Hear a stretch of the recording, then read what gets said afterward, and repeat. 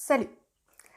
Nous voici enfin pour la vidéo du point lecture. Ça y est, je me suis motivée pour finir le livre que j'étais en train de lire la dernière fois. Donc ce sera quand même relativement court parce que du coup j'ai que 3 livres à vous présenter, dont un qui est ma lecture en cours, donc en soi seulement 2 livres que j'ai finis. Mais voilà, je me suis dit je vais faire quand même une petite vidéo maintenant parce que ça faisait très longtemps que j'avais pas fait de point lecture et comme j'avance pas très vite en ce moment, voilà.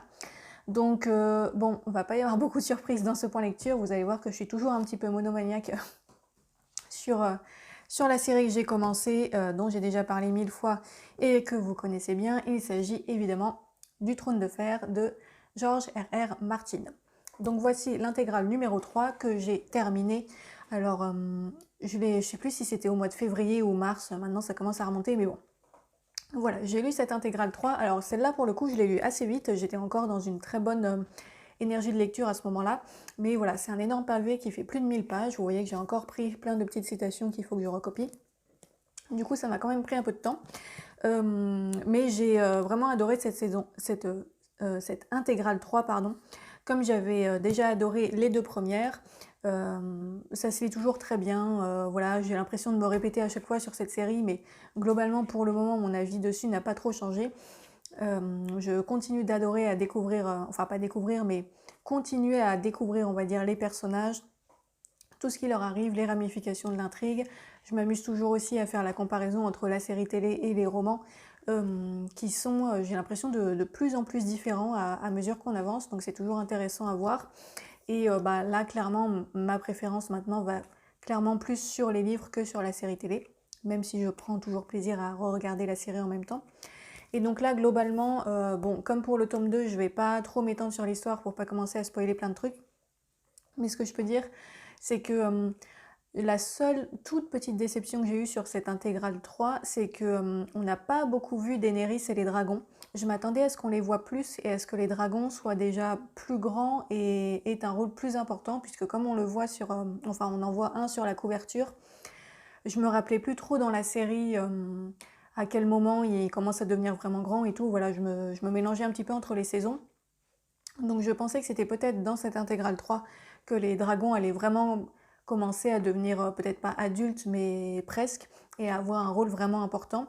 Et en fait on n'y est pas encore tout à fait. Ils commencent à avoir un rôle un peu plus présent on va dire, mais ils sont encore assez petits. Et on voit assez peu Daenerys par rapport à d'autres personnages, je trouve, dans cette intégrale 3. Elle est présente, mais de loin en loin, en fait, j'ai envie de dire. Là, j'ai eu le sentiment que ce tome-là se concentrait davantage sur Westeros, plutôt le côté Westeros, et d'autres personnages qui sont plutôt à Port-Réal, sur le mur, etc. Donc voilà, j'étais un tout petit peu déçue de ne pas voir davantage les dragons. Mais bon, on les a vus un peu quand même, et j'espère que du coup, là, dans le tome 4, ils vont commencer à être un petit peu plus grands, et voilà. Mais même malgré ça, bah, voilà, j'ai toujours adoré. C'est toujours hyper bien, il se passe plein de trucs hyper intéressants. Les dialogues sont excellents, c'est bien écrit, je trouve. Là, je me suis vraiment bien habituée à la traduction française et en fait, je l'aime bien. Voilà, c'est un style un peu particulier, mais là, maintenant que je m'y suis habituée, j'aime plutôt bien cette traduction française, en fait, finalement. Et puis, c'est vraiment un bon mélange entre de l'action, des descriptions et des dialogues. C'est-à-dire qu'il n'y a pas un élément en trop, il n'y a pas trop de descriptions un peu lourdes. Il y a pas de dialogue qui traîne vraiment en longueur et il n'y a pas non plus trop d'action effrénée avec un rythme trop rapide. Je trouve que l'auteur a vraiment réussi à bien doser tous ces différents éléments-là. Et du coup, on a un rythme d'histoire qui est équilibré, avec des dialogues qui sont suffisamment fournis mais pas trop longs, et puis des descriptions qui sont bien faites mais encore une fois pas trop longues et qui sont juste suffisantes pour poser le décor. Après, on ressent quand même que l'auteur a une petite obsession, je pense, sur les blasons des différentes maisons là qu'ils arborent sur leur bouclier, etc. Parce que ça, on sent quand même qu'il aime bien faire des listes et des listes et des listes de blasons. Je pense que c'est lié à sa passion pour l'histoire et il aime bien aussi faire des listes de lignées, d'ancêtres, etc. Voilà, ça c'est un truc qu'on ressent vraiment beaucoup, qui en soi n'est pas gênant, mais je me suis fait la réflexion à plusieurs reprises que décidément il aimait bien inventer des blasons et nous dire exactement tout ce qu'il y avait dessus, de quelle couleur, dans quel ordre, etc. etc. Donc voilà, c'était un détail plutôt plutôt rigolo, on va dire. Et donc c'est toujours, enfin sur cette intégrale 3, c'est toujours écrit vraiment très très très petit et avec très très très peu de marge.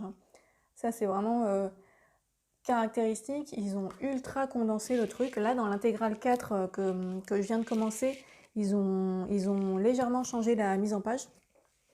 Mais voilà, cette intégrale 3, c'était vraiment un énorme pavé, mais qui a été un énorme plaisir. Voilà. Donc voici pour ce troisième tome Game of Thrones. Et avant d'enchaîner sur l'intégrale 4, j'ai intercalé un autre livre qui n'avait rien à voir, que j'avais eu à Noël. Il s'agit d'un Stephen King, donc Nuit Noire, Étoile Morte. Voilà, qui est un recueil de nouvelles. Alors, attendez, il y en a 4 si je ne m'abuse. Oui, c'est ça. Donc 4 nouvelles qui sont des nouvelles relativement longues quand même à chaque fois, puisque finalement le livre fait quand même plus de... Enfin ouais, il fait 600 pages. Et donc c'est des nouvelles qui sont dans des environnements plutôt réalistes. Là on n'est pas, enfin pas trop dans des atmosphères très fantastiques comme ce qu'on pouvait avoir par exemple dans Shining ou dans Cimetière. Là on est dans un registre vraiment plus terre à terre, j'ai envie de dire. Il y a quelques éléments fantastiques qui apparaissent quand même, mais qui sont un peu mêlés. En fait, c'est souvent à la frontière entre le fantastique et la folie. Il y a certaines nouvelles où on ne sait pas trop s'il y a vraiment des choses fantastiques qui se passent ou si c'est juste le personnage qui a des hallucinations. Donc en gros, sur les 4 nouvelles, on en a une qui se passe au début du XXe siècle dans le Nebraska, où on va suivre l'histoire, enfin on va lire en fait la confession d'un fermier qui habitait autrefois dans une ferme, donc dans le Nebraska avec sa femme et son fils adolescent. Et en fait il était en très grand conflit avec sa femme qui voulait vendre les terres et partir s'installer en ville, alors que lui ne voulait pas vendre les terres, il voulait rester dans la ferme et que rien ne bouge en quelque sorte. Et le conflit va tellement dégénérer que le fermier va décider de tuer sa femme et il va demander à leur fils d'être le complice du meurtre, donc du meurtre de sa mère. Donc voilà, et on lit sa confession, en fait je crois que c'est 7 ans plus tard, il me semble qu'il écrit sa confession et qu'il nous raconte tout ce qui s'est passé à partir de là, puisqu'en fait ce meurtre va déclencher toute une série d'autres événements qui vont les entraîner, lui et son fils, dans une spirale infernale. Donc voilà, ça c'est la première nouvelle. Ensuite, dans la deuxième, on va suivre le destin d'une autrice de romans policiers un peu façon Agatha Christie, qui un jour va se faire, pas enlever, mais qui va croiser la route d'un violeur tueur en série, qui va donc la violer et ensuite la laisser pour morte. Et en fait, le type croit qu'il l'a tuée, alors qu'en fait non, elle survit, elle se réveille un peu plus tard, elle arrive à rentrer chez elle, et là en fait elle décide de ne rien dire en fait, de ne pas aller voir la police, de ne pas raconter à quiconque ce qui lui est arrivé. Elle va décider de faire justice elle-même et de retrouver cet homme pour se venger de ce qu'il lui a fait. Donc on va suivre voilà, comment elle va s'y prendre et qu'est-ce que ça va engendrer une nouvelle fois, puisque ça va encore une fois déclencher d'autres événements et on va découvrir plusieurs éléments qu'on ne soupçonnait pas au début. Voilà la deuxième nouvelle. Ensuite la troisième, ça raconte l'histoire d'un cancéreux qui est en phase terminale et qui va passer à un pacte un peu diabolique avec un mystérieux personnage qui va lui allonger en fait sa durée de vie. Mais en échange, la souffrance du cancéreux va être transférée sur une autre personne. Et en fait, il va décider de transférer sa souffrance sur son ancien meilleur ami dont il est jaloux. Et donc voilà, il va passer un pacte comme ça. Et enfin, la quatrième nouvelle, c'est l'histoire d'une femme qui est une femme plutôt quelconque, qui a une vie normale avec son mari, ses enfants, etc., qui n'est jamais sortie des sentiers battus, on va dire, et qui un jour découvre que son mari est un tueur en série et qu'il assassine et torture des femmes, enfin torture et assassine des femmes depuis une vingtaine d'années, alors qu'elle n'était pas du tout au courant. Et en fait, son mari va découvrir qu'elle a découvert son secret, et à partir de là, on va voir qu'est-ce qui va se passer, qu'est-ce qui va arriver. Donc voilà en gros l'histoire des 4 nouvelles. Alors c'est un Stephen King que j'ai trouvé vraiment pas mal. En fait avec cet auteur, mes avis font un peu des hauts et des bas. Il y a des livres de lui que j'ai trouvé très très bien, d'autres que j'ai trouvé vraiment pas terribles, voire carrément mauvais. Donc à chaque fois c'est un peu le tirage au sort quand j'achète un Stephen King, je sais jamais si je vais aimer ou pas. Et là, en l'occurrence, c'était plutôt un bon tirage. J'ai trouvé que c'était vraiment des très bonnes nouvelles. Des très bonnes nouvelles. Pas des très bonnes nouvelles pour les personnages en l'occurrence, puisque ce sont des histoires qui sont souvent très tragiques et assez dures et violentes, mais c'était des bonnes lectures, on va dire.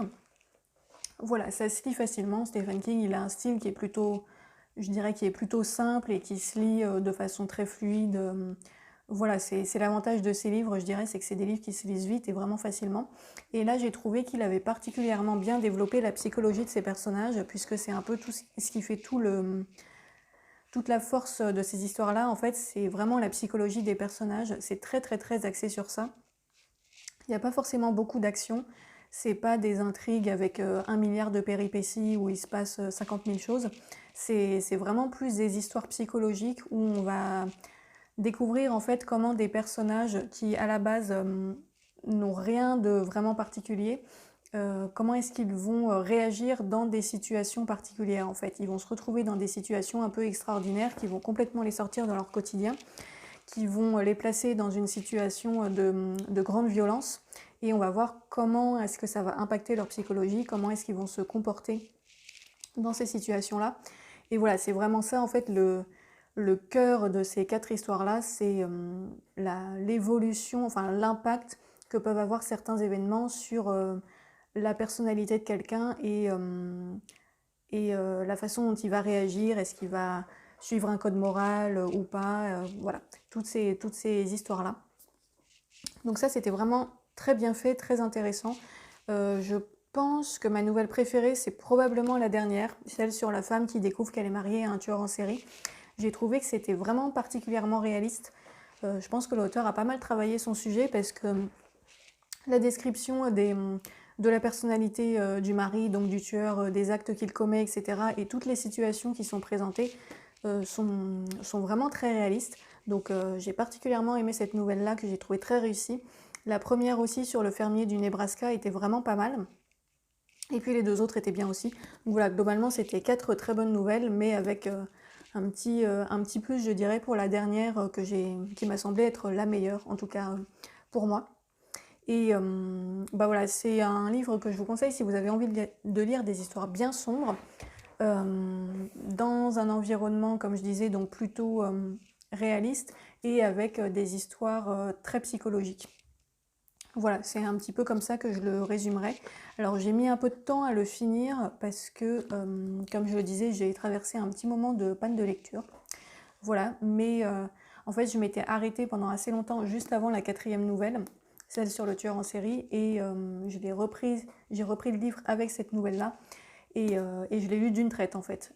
Je sais plus combien elle faisait de pages, mais voilà, je l'ai commencé un soir et j'ai lu jusqu'à, je sais plus, minuit et demi ou 1h du matin. Je l'ai lu d'une traite sans m'arrêter, tellement je l'avais trouvé bien. C'est quelque chose qui m'arrive très très rarement de lire pendant aussi longtemps sans pause. Donc voilà, c'est le signe que c'était vraiment bien. Et du coup, ben voilà, je suis contente d'avoir découvert ce Stephen King là. Ça fait partie, je pense, probablement des meilleurs que j'ai lus de lui. Pas mon préféré, mais il est plutôt en haut du panier, je dirais. Donc voilà pour les 2 livres que j'ai finis récemment. Et donc, comme je le disais tout à l'heure, là, je suis en train de lire l'intégrale 4 de Game of Thrones. Donc voilà, j'en suis encore au tout début. Ça fait vraiment pas longtemps que je l'ai pris et comme je vous le disais, je lis assez lentement en ce moment. Là, j'ai eu un petit coup d'accélérateur sur la fin du Stephen King, mais sinon je lis pas forcément tous les jours en ce moment parce que je passe beaucoup de temps à écrire mon nouveau roman que j'adore. Je suis trop contente d'avoir retrouvé de l'inspiration pour écrire, mais bref. Game of Thrones, donc bah voilà. De toute façon, j'ai pas grand chose à en dire pour l'instant vu que j'en suis au tout début. Juste comme je le disais, ils ont modifié la mise en page ici puisque c'est pas... J'ai l'impression que c'est pas la même police d'écriture, je sais pas si on va le voir à la caméra, mais il y a des marges plus grandes déjà. Et ouais, j'ai l'impression que la typographie est légèrement différente. Et ça, c'est un truc que j'ai remarqué en fait depuis le début de la série, c'est que parfois j'ai l'impression que la typographie change au sein d'un même livre. Je sais plus si c'était sur le tome 3 ou sur le tome 2 que je m'étais fait cette réflexion. Mais voilà, des fois ça change un peu d'un chapitre à l'autre, l'écriture n'est pas tout à fait la même. Et Et des fois, il y a des trucs un peu bizarres, il y a des traces sur les pages, alors que sur celui-là, je sais pas, mais sur des tomes précédents, j'avais remarqué qu'il y avait des fois des traits ou des espèces de taches bizarres sur les pages. Enfin, j'ai l'impression qu'il y a eu des petits problèmes à l'impression sur ces éditions-là. Mais bon, quoi qu'il en soit, voilà, ça c'est ma nouvelle lecture. Je vous en parlerai quand je l'aurai terminé. Et puis ensuite, on verra ce que je lirai. Il me restera le tome 5 dans ma palle, mais je lirai sans doute autre chose entre-temps. Donc voilà pour les livres que j'ai lus récemment. Et donc oui, pour revenir sur ce que je disais, ouais, je suis vraiment super contente d'avoir retrouvé de l'inspiration pour écrire. Donc c'est pas Infant Doom, le livre que je mets en ligne un petit peu sur Wattpad, alors, de façon un petit peu irrégulière. Mais en fait, Infant Doom est déjà fini, c'est un truc que j'ai écrit en 2020. Donc c'est juste que des fois j'oublie un peu de mettre les chapitres en ligne. Mais là, j'ai commencé une nouvelle histoire que j'avais commencé il y a plusieurs mois. J'avais écrit le début, puis je m'étais arrêtée pendant assez longtemps. Et je commençais même à me dire que j'avais plus trop d'inspiration et que peut-être l'envie d'écrire était en train de me passer avec l'âge. Enfin, voilà, des pensées totalement hérétiques, n'est-ce pas? Et puis là, il y a quelques semaines, mon inspiration est revenue, mais en mode éruption volcanique. Et là, ça fait quelques temps que j'écris tous les jours, tous les jours, tous les jours, beaucoup. Donc ça me prend énormément d'énergie. C'est pour ça aussi que je joue un peu moins à la PlayStation et que je lis un peu moins. C'est parce que vraiment, mon cerveau est hyper focalisé sur l'écriture en ce moment. Donc j'avance hyper bien. Là, du coup, mon manuscrit fait déjà presque 300 000 signes. Et je pense que quand je m'étais arrêtée, j'en étais peut-être à 100 000 ou 150 000. Mais voilà, j'ai écrit un nombre assez phénoménal de pages en un temps assez court, en tout cas pour moi. Donc j'espère que ça va continuer. Et ben voilà, quand je l'aurai terminé, je pense que je vais réessayer de me trouver un nouvel éditeur. Ça, c'est vraiment la croix et la bannière. Je vous jure, j'ai essayé avec Infant Doom, ça ne marche pas. Les éditeurs ne veulent pas Infant Doom, je ne sais pas pourquoi. Comme ils ne répondent même pas, leur refus n'est même pas justifié, je ne sais même pas s'ils l'ont lu ou s'ils ne l'ont carrément même pas lu. Bon, ça c'est voilà, c'est pas que moi, hein, si vous avez déjà essayé d'envoyer des textes à des maisons d'édition, vous savez que c'est pas un moment agréable. Mais franchement, il y a de quoi être un peu blasé au bout d'un moment quand même. Donc bon, là c'est pour ça que j'avais commencé à mettre Infant Doom sur Wattpad, pour que les gens puissent quand même y avoir accès s'ils veulent le lire, et pas que ça reste coincé au fond de mon ordinateur tout seul. Mais donc voilà, avec ce nouveau roman, je vais réessayer quand je l'aurai fini de le proposer à des éditeurs. Je sais que ça va être pénible et que ça va me gonfler à un niveau maximum, mais à la guerre comme à la guerre, hein, il faut ce qu'il faut. Je ne me décourage pas. Je vais continuer à essayer jusqu'à ce que je trouve un nouvel éditeur. Voilà, voilà. Et en attendant, je suis très contente de pouvoir l'écrire. Ça, voilà, je profite de ce moment où je ne suis pas encore en train d'essayer de le proposer à des gens. Je suis juste en train de l'écrire et de me faire plaisir avec. Et voilà, bref, je vous raconte totalement ma vie. Mais donc, c'était le point lecture / écriture de ce mois-ci. Et je reviendrai sur YouTube la prochaine fois, très probablement avec Black Myth Wukong. Voilà, je vous souhaite une bonne fin de semaine, de bonnes vacances si vous êtes en congé. Et puis, à bientôt. Salut!